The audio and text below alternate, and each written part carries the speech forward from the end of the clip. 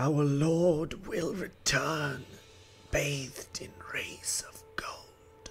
So the official Elden Ring Twitter account just posted this tweet, which was probably several hours ago now for you when you're watching this, and it is confirmation of a DLC called Shadow of the Erdtree. Let's just get straight into this because I have a lot of thoughts and we do not have much time. I don't want to waste your time at all. As per usual, spoilers ahead and very normal things. Also bear in mind, a lot of this is speculation. Many of these things may not show up, or they may show up, or they may be very weird. Just put your ideas in the comments, and you think something stupid, mention it in the comments. Also, let's be honest, like, subscribe, all of that stuff, I don't know. I'm going to be running through and analysing as much of this stuff as I can as quickly as possible. Therefore, that means this video is going to be less concise than my usual videos, but hopefully it's still coherent and reasonable. Let's get straight into the first question I have. What tree is this on the left? The first thing that popped into my head is that this is most likely the Erdtree. Now, there's two reasons it's possible, but the first thing I want you to notice is that this is not one tree, it looks like two. One wrapped around the other. A double tree of some sort, and I've heard theories of there being a spiraling tree of sun and moon, which I think is very possible, especially in the context of the Erdtree.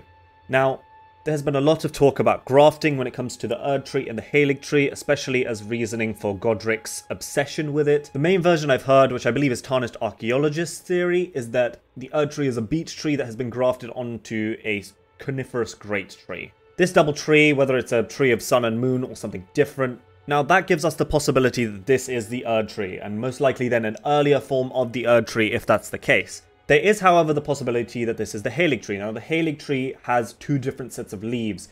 They are maple and oak, if I remember correctly, which means that this could very easily be two different trees wrapping around each other to make the Haligtree. A friend also mentioned that there's a small possibility that this is the Haligtree and the Erdtree, and the Haligtree is subsuming the Erdtree. That's a possibility. I'm not sure how much I believe in that one particularly. There are a couple more things I need to note here. This tree, wrapping around itself, looks quite like a caduceus. Now, the important thing to note is that MIQUELLA and Marika, to some extent, are both very, very involved with the imagery of the caduceus. And it is imagery that comes from the Staff of Hermes from Greek mythology. Now, the other thing to point out is that this isn't actually a caduceus. It would be Asclepius' staff, more accurately, a staff wrapped with a single snake. Either way, there are motifs of healing, medicine, and alchemy. However, the interesting thing is that the caduceus was originally used to be associated with liars, thieves, and, well, alchemy. Especially considering the motifs of snakes in Elden Ring with Rykard and blasphemy. There's this very interesting trend between these things that don't really fully fit. Bear in mind also that MIQUELLA's needle is indeed a caduceus, or at the very least a double helix. The next thing to note is, of course, there is sap that seems to be dripping from this tree, but also there seems to be like a dull, small glow at the very base of it. Now, this glow could be suggestion of the Crucible or the original Great Tree, but I don't think there's too much evidence to really go too far into that. That golden section at the bottom looks like grace, but again, I'm not 100% sure what that means. From a certain point of view, the Erdtree even looks like it's bleeding gold. The other possibility is that this tree is currently, or has been, burnt as part of the original cardinal sin, if we go down the thought of the original sin having already happened. Now, that in and of itself is very debatable, with there being motifs of the candle connected to MIQUELLA, and the first cardinal sin being the giant's flame, etc. There is, of course, the distinct possibility that this is imagery of just after the first sin was committed for the first time. Now we get into the important thing about the naming of this particular DLC. Shadow of the Erdtree. We look at this tree and it looks like it's raining ash. It doesn't particularly look like shadow. On top of that, if you look at the sky, it looks completely darkened, which could suggest that there's so much ash that it is blocking out the sun, which is a thing that does occur, especially with volcanoes erupting. Now, that is doubly extra interesting when we consider, firstly, Rykard living under a volcano, but secondly, on a different train of thought. The concept of the sun not particularly being a normal sun and not really giving too much light to the lands between, whereas the Erdtree itself gives the light. And if this is the Erdtree and it is darkened, then the lack of light is due to the Erdtree not giving too much light. Now, if we move on to the idea of it being shadow instead, that evokes very different thoughts. When we consider shadows in Elden Ring and the duality of the beings that they are connected to, shadows tend to be a part of another being that protects them in some way but has historically hindered their goals. That could indeed fit this second tree that is wrapping itself around the first. It does look like it could be piercing the first tree and be the reason why it is potentially leaking this sap. It being a part of the same thing or similar enough and being wrapped around it, gaining sustenance from it, damaging it enough to leave it alive but still growing, but it doesn't fully fit with the themes of being a shadow, I don't think. Which does give us the question of whether it's named for this to suggest that the shadows are going to show up, or it's talking more about the shadow of the Erdtree specifically, the darkness that is exuded from it when it was burnt, or secondly, it could be talking about the Halig tree instead as it being a shadow of the Erdtree, as in a lesser version. The other possibility is that this tree that is wrapping around it looks rather bulbous in places and a bit strange. It's very possible that this could be something to do with Deathroot. However, I don't particularly want to get too far into that because I'm not 100% sure that's accurate in this particular case, and to be honest, it's barely just a theory at this point. Now we get to move on to what this liquid that is dripping from the Erdtree is. It's almost certainly sap. However, we need to talk about that a little bit. The Halig tree sap in cut content is mostly green, tinged with the blood of MIQUELLA. Golden sap is more likely to be from the Erdtree, which makes a lot of sense if this is the Erdtree then. However, there's a distinct possibility that before a lot of MIQUELLA's blood was in the Halig tree, its sap was also gold. We just don't know. When we go back to the concept that the Erdtree has indeed burnt before, maybe this is firstly why the fear of flame is such a big thing, but secondly, it could also be a reason for this sap to be leaking. Now, I know that there are some trees in the world, I think mostly the redwoods, that have seeds that are encased in their own sap that only melt when a lot of heat is applied to them, which allows them to grow, but only when a forest fire or something similar has occurred.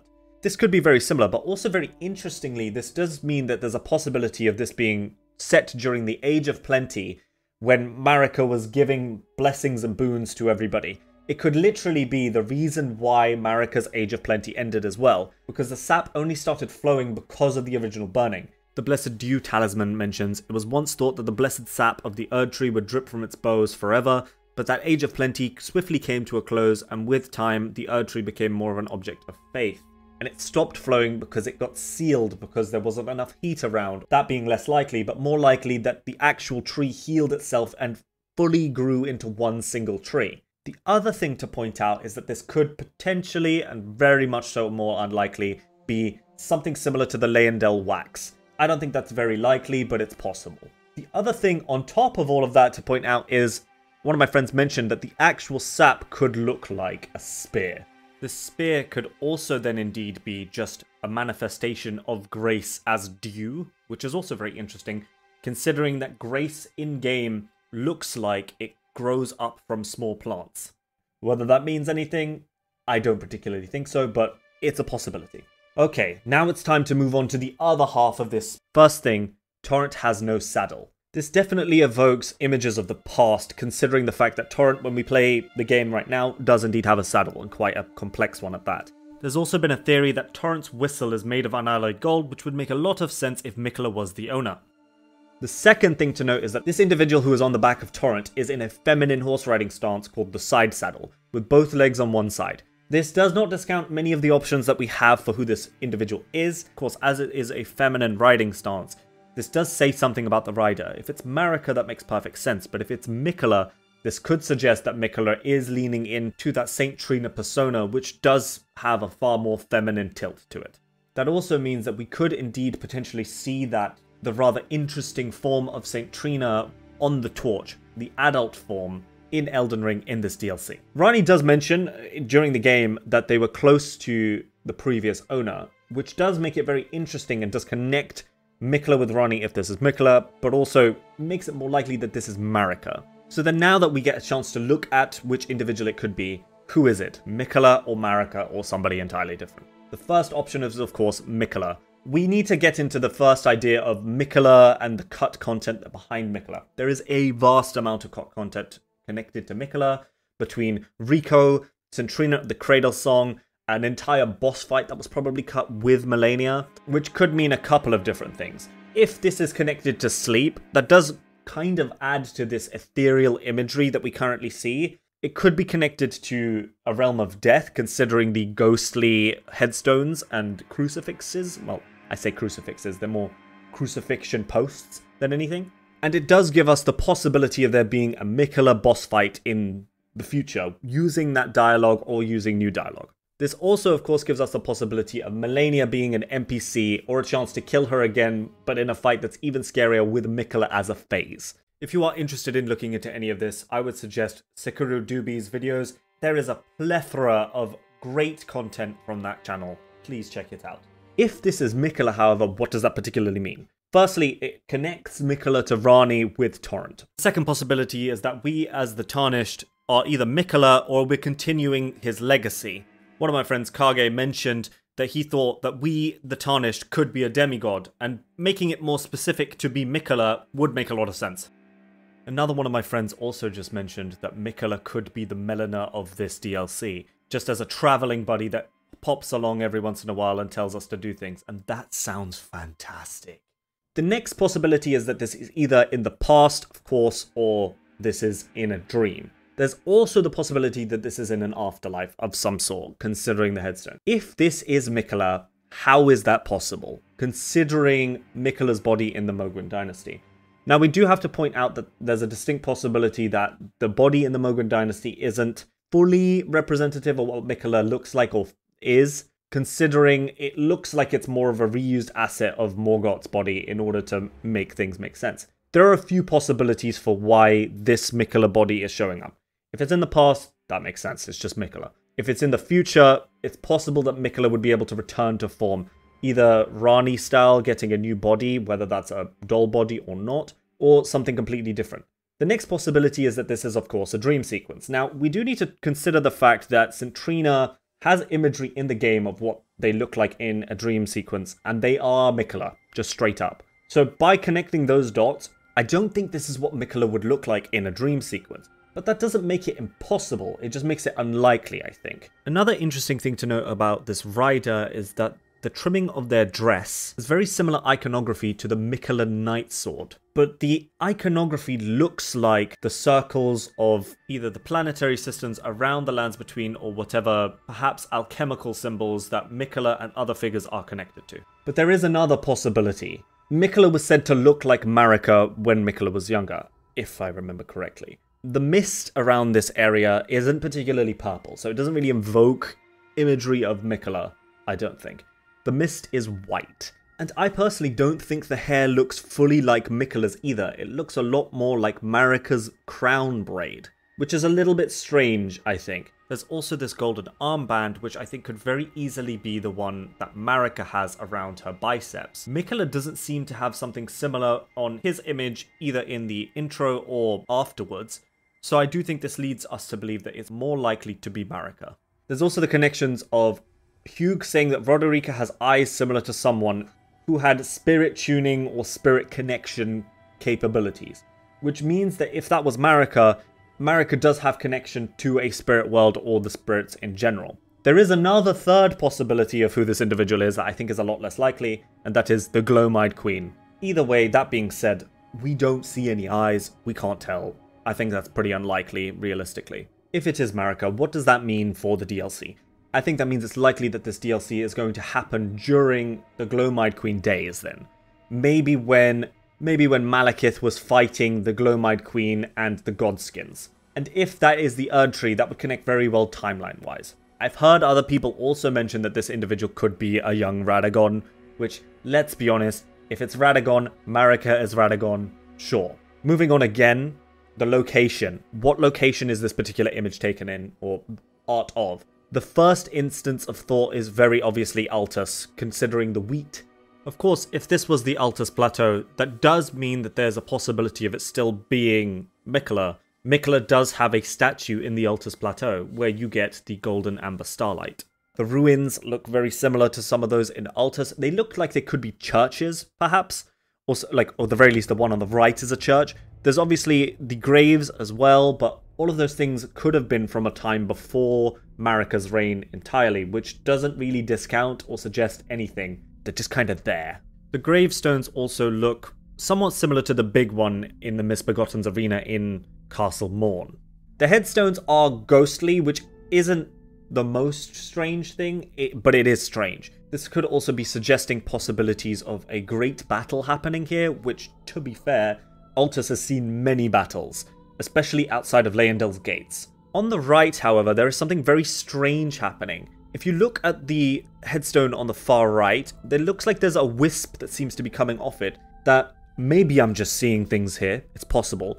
It almost looks like a figure with a boat, and I don't want to say that that's a mariner, but it looks a lot like a mariner in my eyes. That being said, again, very unsubstantiated, very unlikely. It could just be a wisp, let's be honest. Then we look at the other strange things that are wispy there. They look like crucifixion assets. One of my friends, Eonwe, pointed out that these look very similar to the crucifixion assets from Dark Souls 3.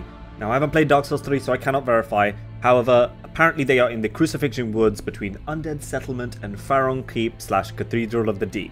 The actual assets seem to have the circular horseshoe shape slightly differently placed. But that's very interesting considering Marika's crucifixion with the curvature being facing upwards rather than down.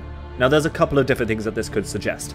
Firstly, Halo Scythe. This looks extremely similar to the Halo Scythe, and I don't think that that's an accident, to be honest.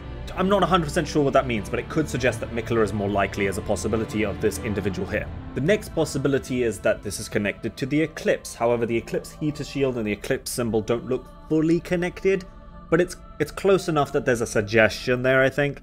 The next possibility is that this is an upside-down sword, similar, at least, to the Sword of St. Trina. Even if it's not 100%, I do think this is a pretty likely possibility. Another unlikely possibility is that this is meant to symbolize Torrent's horns, but upside down. I don't think it's that either. However, there is one interesting thing. On the sides of all of these, there seem to be cloth flowing in the wind, which is very odd, and I'm not 100% sure what that's meant to suggest. It could suggest that these were used for crucifixions, and only the cloths are left, but that's very odd considering that all of the crucifixion imagery that we see has the curve facing upwards rather than facing downwards like this. Maybe this could show that this is in the past and this was a different version of the crucifix that was used. The next thing I'd like to point out is the coloration of the sky next to the tree. The coloration I've seen could be suggesting frenzied flame or Helfen. Helfen. You get the idea. I don't think either of these things are very true, looking at it more closely. I think it is simply just ash in the sky, but that doesn't leave the possibility of those things out of the equation. This could also suggest that the original cardinal sin was caused by the frenzied flame. Again, we don't see any of the finger imprints anywhere, the coloration isn't particularly accurate, it just doesn't seem likely. The next thing to talk about is that the O in shadows looks like it could potentially be the double centipede or the rune of death. This could be an example of the Ouroboros, or an example of cycles in life and death, or just the law of causality and the law of regression working intertwined. The other possibility is that it's meant to look like the two trees intertwining, which I think is a lot more likely. Another thing to note is that in Greek mythology and several mythologies, sleep and death are very closely connected. In Greek mythology, Thanatos and Hypnos are brothers, and therefore sleep and death being virtually the same thing is very normal. Death Blight and Sleep Procs are also very similar, and between colours and symbology. I think the tombstones, the way they are wispy, could be invoking the dual nature of these two things. And on top of that, the connections between MIQUELLA and Godwyn, MIQUELLA being St. Trina, and wanting Godwyn to have a true death is very, very interesting here and something that might be brought up. Maybe a true death is an afterlife, maybe a true death is another death of the body but not the spirit. MIQUELLA was also trying to bring Godwyn's spirit back to allow him to die properly with the eclipse. Maybe Godwyn's spirit is lost in a dream world, maybe he's lost in an afterlife, maybe even the Helfen. Maybe though the word shadow in the title is trying to invoke destined death and thoughts of Malekith. Be that his former years defeating the Glow-Eyed Queen, or that Deathroot itself, which is fragments of destined death that killed Godwyn, have been scattered across the lands between, leaving Malekith as shattered as Marika. The shadow is as shattered as what cast it. Now, is this in the future, the past, the present, a dream, or the afterlife? I think all of these possibilities are very likely, and there's also the possibility of it being multiple of these things at once. If it is either MIQUELLA or Marika, I do think that there's a distinct possibility. It has to be past or a dream or the afterlife, I think. But that doesn't fully count out the possibility of it being either the present, directly after us burning the Erdtree and defeating the Elden Beast, or the distant future, where something has allowed either of them to come back. Especially if we go down the trends of Melina being the Glowmite Queen, there's a distinctly large chance that this is just the rebirth of either of those individuals or somebody else entirely. And the very final thing I want to mention actually about this image is the possibility that it is upside down. Now, we know that both MIQUELLA and Marika have connections to the Eternal Cities by either being Newman or the fact that MIQUELLA is down in the Mogwai Dynasty. If this was upside down and gravity was connected more towards the ground, I think the tree looks more accurate to what it would in real life. It looks a lot more like roots than branches, if that makes sense. The gravity being upside down isn't particularly strange as a concept, considering that old Hollow Earth concepts had people living on the inside of the crust upside down. And I do think that that's very possible for Elden Ring to go down those trends, especially since there's connections to alchemy and so many other things that aren't obviously real in real life, but are still interesting concepts that they could use. I'm gonna say what I want now. I want this to be MIQUELLA. I want this to be a Health and DLC based around the Eclipse and Godwyn. And I want that to be the Erdtree, because I think that would be more interesting. I am, however, simply skeptical. Somewhat. So now with all of those crackhead theories out of the way, two questions pop up. The first one is, how old is this art? And I think this art isn't new. It looks like older concept art that's probably been made quite some time ago, because I do think that FromSoft saw that everybody was annoyed that we didn't get anything on the anniversary and then put this out to appease us a couple of days later. And that's very interesting, because that does mean that there's a small possibility that this concept art or this particular image isn't a full example of what's going to be in the DLC. The tweet specifically says, Shadow of the Erdtree is currently in development, which does mean that there is a very, very large possibility that what we get at the end is not going to be anything to do with this in the way that we're currently looking at it. And that's completely fine. The important thing is that Elden Ring DLC is coming, and we have so much to look forward to. The next question is then, how long until DLC actually releases? And I'm going to be honest, your guess is as good as mine. Yay. What do you think? What do you think this image is? What do you think we're going to get in the DLC? Are you excited?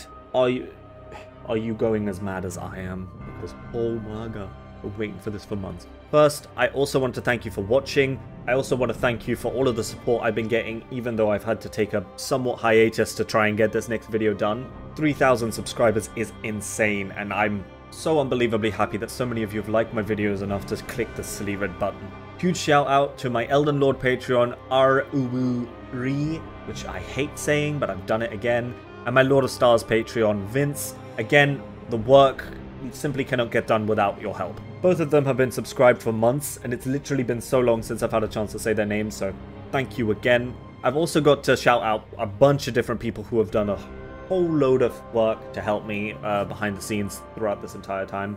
Firstly, of course, Eonwe, AHumanJusticar, Kosmos, Trina, Gideon the Half-Knowing, who is the creator of the Elden Kings podcast, The Struggler, AshenOneSangria, Tegs, YukiYako, Ocean, and last but not least, of course, Dusk.